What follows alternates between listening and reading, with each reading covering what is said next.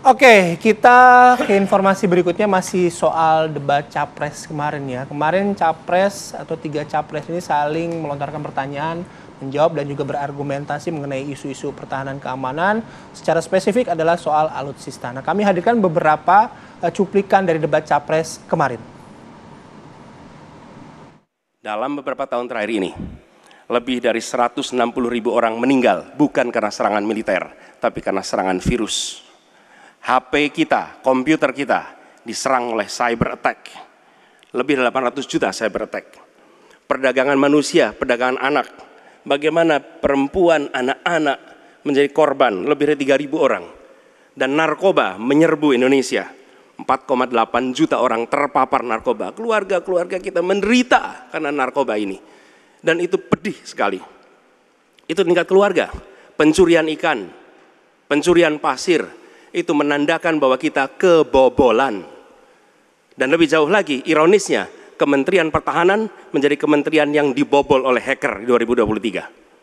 Sebuah ironi, karena itu kita ingin mengembalikan. Dan 700 triliun anggaran Kementerian Pertahanan tidak bisa mempertahankan itu, justru digunakan untuk membeli alat-alat alutsista yang bekas. Di saat tentara kita lebih dari separuh tidak memiliki rumah dinas. Pak Prabowo, saya senang sekali Bapak memantik saya, data saya tidak benar. Silakan bantah data saya hari ini, Pak. Dan saya izinkan kalau ada staf mau bantu, silakan berdiri di sebelahnya. Izinkan. Pak, Global Peace Index kita menurut sumber Institute for Economic and Peace kita turun, Pak. Kalau mau diklosa boleh. Silakan. Saya bawakan ini dari rumah. Mari kita bicara data yang benar. Global Militarization Index kita sumbernya Bonn International Center for Conflict Studies turun. Semua skornya ada. Kapabilitas militer kita, ini dari Law Institute Asia Power Index, turun. Proporsi anggaran pertahanan kita, sumbernya IISS Military Balance Plus, turun. Pak Prabowo, saya mau bertanya kepada Bapak, termasuk kemudian capaian MEF kita hanya 65,49% dari target 79%. Mengapa terjadi penurunan dan apa solusinya? Saya sudah buat rencana, tetapi yang menentukan termasuk Menteri Keuangan. Dan masalah yang kita hadapi, tolong ya, saya memang sudah jadi Menteri Pertahanan 4 tahun, tetapi kita diganggu oleh COVID 2 tahun, di mana terjadi refocusing. Jadi banyak yang kita ajukan tidak disetujui oleh Menteri Keuangan. Jadi sebagai seorang menteri, sebagai seorang team player, saya harus loyal. Jadi ya saya tidak banyak bicara di depan umum ya. Tapi data-data yang Bapak ungkapkan masalah pesawat bekas ya. Saya ingatkan Bung Karno waktu menghadapi Irian Barat, seluruh alatnya bekas. Pak Ganjar, Bung Karno, seluruh pesawat terbang, kapal selam, cruiser, destroyer, semuanya bekas. Ya, jadi kita juga masih pakai banyak sampai sekarang pesawat bekas. Jadi banyak data Bapak, mungkin niat Bapak baik, tapi mungkin tim Bapak, staf Bapak itu keliru memberi masukan. Ya, jadi dalam alat perang saya katakan bukan baru dan bekas, tapi usianya. Kalau pesawat flying hours, ya. Dan tentunya kita pasti mau yang terbaik untuk prajurit kita, ya. Tapi kita harus loyal kepada yang lebih besar. COVID, ada krisis Ukraina, pangan naik, BBM naik. Waktu habis Pak Prabowo. Maaf, kali ini Bapak tidak menjawab sama sekali pertanyaan saya, Pak. Saya pengen data yang Bapak katakan salah, data pertahanan Anda ini, Anda pertahanan saya, silahkan Anda bantah di sini. Bapak tidak mampu membantah dan Bapak menjelaskan pesawat bekas. Saya tidak pernah berbicara pesawat bekas dalam pertanyaan saya.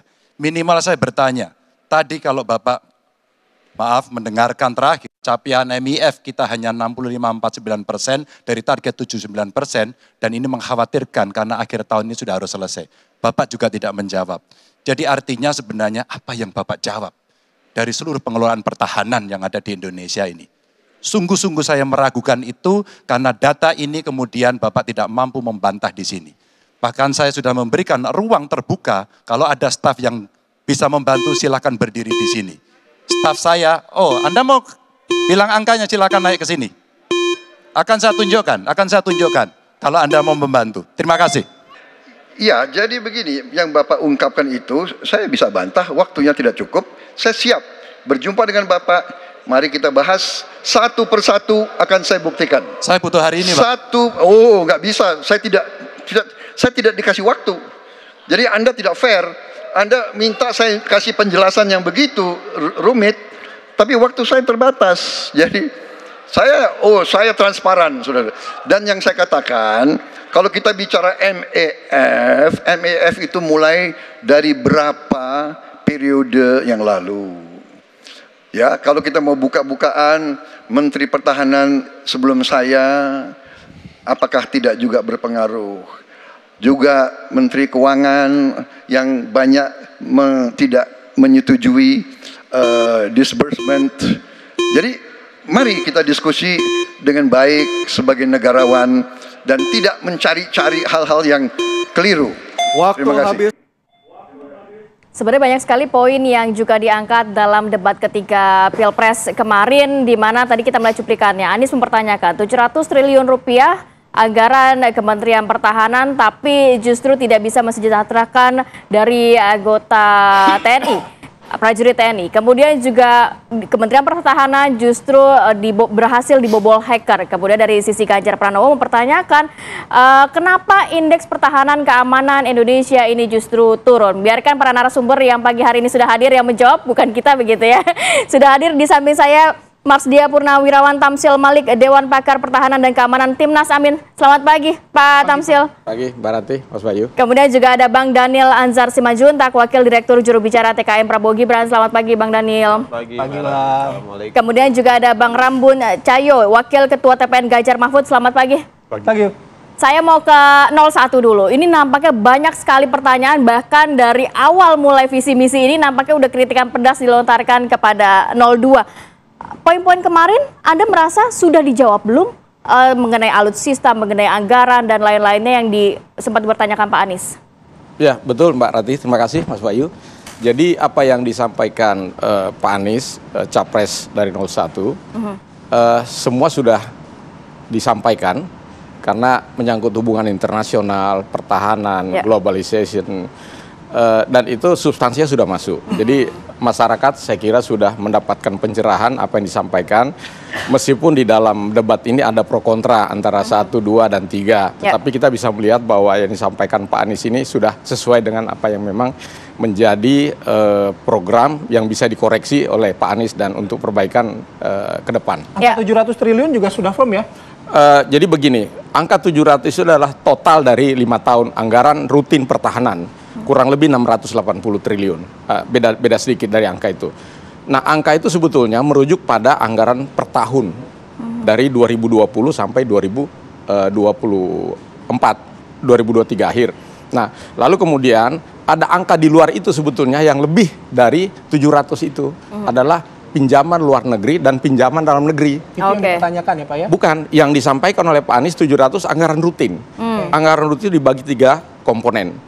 Anggaran rutin itu adalah belanja barang, belanja pegawai, dan belanja modal. Nah, belanja modal inilah ada untuk mendukung suku cadang dan perawatan-perawatan rutin. Tetapi di luar anggaran 680 triliun ada anggaran sendiri yang untuk belanja namanya pembangunan kekuatan pertahanan. Itu adalah angka 375. Jadi sebetulnya lebih dari itu. Bahwa kenapa saat dijabat oleh Pak Prabowo, alutsista di pembeliannya ini secara bekas, sedangkan nantinya akan Pak Anies sendiri akan melakukan hal sebaliknya. Seperti apa yang akan dilakukan? Bukan sebaliknya. Jadi begini, di dalam mengakuisisi alutsista dengan anggaran yang tersedia, memang ada pilihan-pilihan.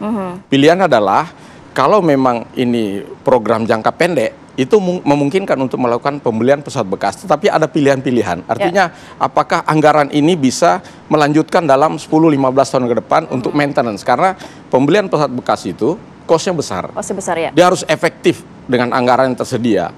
Jadi dia harus lifetime-nya lebih lama.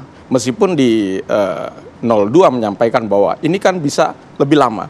Coba kita lihat produksi yang disampaikan itu adalah dibahas tentang pesawat bekas Mirage 2000.5. Itu yang pertama, itu kan varian-varian yang terakhir. Varian terakhir itu diproduksi tahun 94. Ya. Dipesan Indonesia, kemudian datang 97-98. Artinya sudah 26 tahun. Sisanya tinggal berapa tahun. Sementara kita tahu bahwa lifetime pesawat itu rata-rata 30-35 tahun.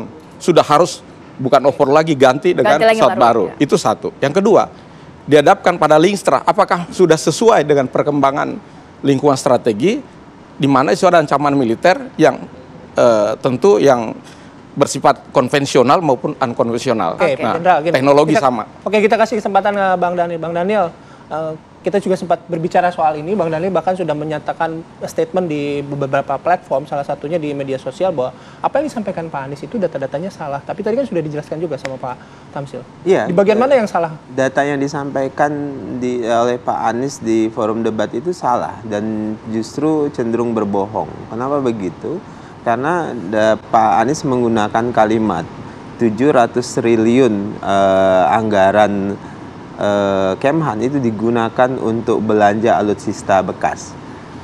Kalimat ini berbahaya karena tadi saya sebutkan cenderung berbohong. Karena publik membacanya 700 triliun dibelanjakan untuk alutsista bekas. Semua 700. Iya, itu kan itu yang ditangkap oleh publik. Iya, nah kemudian itu pertama ya.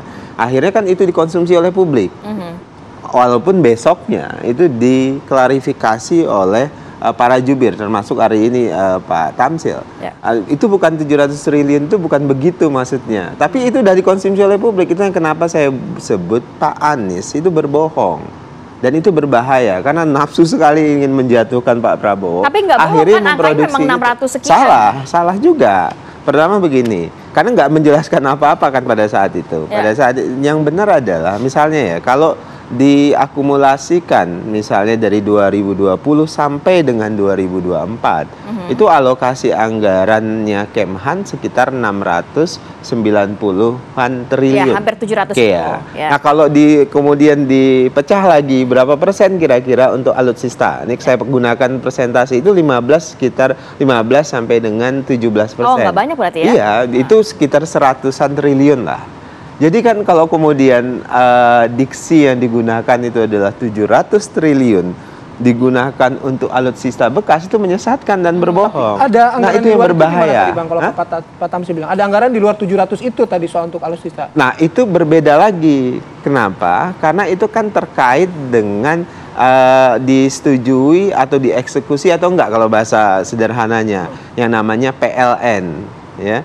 Jadi Pak Prabowo itu sudah mengajukan ke Kementerian Keuangan perencanaan belanja alutsista selama 25 tahun. Jadi kita ingin merubah pola belanja. Kalau selama ini kan beli alutsista itu perencanaannya tidak matang. Kenapa tidak matang? Karena kita kadang-kadang beli pas ada duit beli segala macam. Ini kan kalau saya analogikan termasuk gini. Termasuk di eranya Pak Prabowo tidak matang juga. Matang dong. Anda kok tiba-tiba ke situ? Yang saya maksud adalah ini kalau Pak Prabowo dalam konteks postur pertahanan tuh mau membangun pertahanan tuh seperti bikin rumah. Ini bikin rumahnya desainnya begini, sudah tersedia semuanya, ini jadi. Nah, baru kita cari uangnya. Kalau selama ini yang sebelum Pak Prabowo itu yang terjadi adalah, oh ya hari ini kita ada uang, kita beli dulu pintunya. Ini hari ini ada uang, kita beli dulu jendelanya. Pak Prabowo nggak mau begitu. Jadi sepakat dong ini rumah. Pak Tamsil tadi ya, sebenarnya ada pilihan-pilihan kan dihadapkan ya setiap. Oh iya, tadi ini berbedanya orang paham pertahanan dengan tidak loh. Pak Tamsil kita tahan dulu ya. Paham pertahanan. Enggak, saya sebelum situ. Pak Tamsil paham pertahanan. Kenapa? Karena beliau nggak bilang nggak boleh beli pesawat bekas. Ada Pak Tamsil menyebutkan kita perhatikan istranya. Kenapa beli pesawat yang tadi disebut bekas itu? Karena ini kita terpaksa beli itu untuk menunggu waktu tunggu Rafale yang sudah kita pesan 42 buah itu. Nah, tapi kan kemudian harus diksi yang digunakan di publik, oh ini beli pesawat bekas ini, padahal ada kondisi kontingensi. Tahan dulu, harus Pak Tamsil. diperhatikan. Ada anggaran dan juga pesawat bekas itu ya. Bang Namun boleh ditanggapi Mengenai soal alutsista bekas. Terus tadi pertanyaan juga dari Pak Ganjar mengenai kenapa indeks pertahanan ini juga turun begitu. ya kalau pertanyaannya Pak Ganjar, saya khusus ke situ dulu ya. Kalau pertanyaan Pak Ganjar kan sebenarnya adalah untuk mengatakan pertama adalah pertanyaan yang substansi ya. Substansi ini kenapa bisa begini? Nah, seharusnya kan bisa lebih baik dan seterusnya ya kan. Nah, lalu kemudian soal data gitu. Karena Pak Prabowo bilang data Anda salah kan gitu kan. Sementara tidak ada penjelasan, tidak ada counter gitu. Ini kan beradu argumen gitu ya. Beradu argumen artinya kita bicara soal data. Apalagi ini kan masalah pertahanan keamanan ini kan menyangkut juga banyak soal teknis ya. Soal teknis ya, soal anggaran apa segala macam. Tapi di dalam debat ini waktu memang cuma sedikit. Memang itu agak sulit juga untuk menjelaskan itu normanya yang harus dilakukan. Kalau nggak itu ya nanti mestinya ekspektasi semua orang nih di Indonesia ini Menteri Pertahanan pasti di kepalanya tuh. Tapi datanya Ganjar juga sudah valid. Data Pak Ganjar itu data publik dan dia sampaikan juga ini data ini juga dikasih itu juga dari tempatnya Pak Mahfud. Jadi ini data publik, bukan data yang rahasia, bukan. Dan itu kan sebenarnya hanya sebagai suatu indikator untuk menjelaskan mengenai postur pertahanan keamanan kita, kondisi militer kita. Ini kan memperbandingkan dengan benchmarking, ini kan proses benchmarking gitu. Jadi itu pertanyaannya sebenarnya sangat umum. Jadi bukan menyangkut soal alutsista secara spesifik gitu. Nah, dan itu bukan sifat data-data yang bersifat rahasia ya Pak? Bukan, itu jelas kok. Itu kan ada institusi resminya gitu. Oke, baik. Jadi mungkin itu yang perlu kalau kita tanggapannya seperti itu. Nanti kita lanjut lagi ya Pak. Oke, baik. Kasih tahu. Kita break dulu katanya. Oke, nanti kita lanjut sesaat lagi. Apa kabar Indonesia lagi akan kembali.